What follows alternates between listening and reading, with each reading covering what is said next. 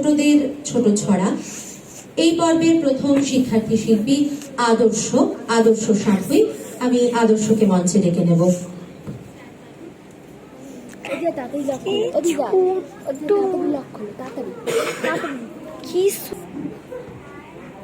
নমস্কার, কবি শঙ্খ ঘোষের ছড়া মিস। বাইরে একটা লম্ফঝম্প, ক্লাসে গেলেই চুপ। কেন সেটা জানতে কি চাও? মিসেদের যা রূপ, ক্লাসে এসে শুরু করে প্রকাণ্ড লাফঝাপ।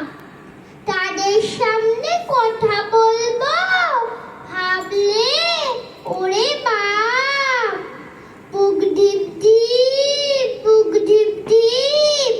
স্বর হয়ে যায় ক্ষীণ।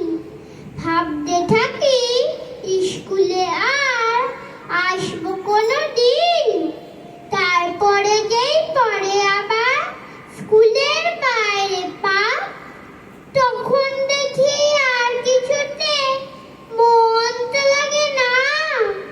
কেবল ভাবি কাল সকালে ক্লাস আছে ভাগ্যিস। জানো না তো কেমন ভালো গল্প বলেন মিস। নমস্কার।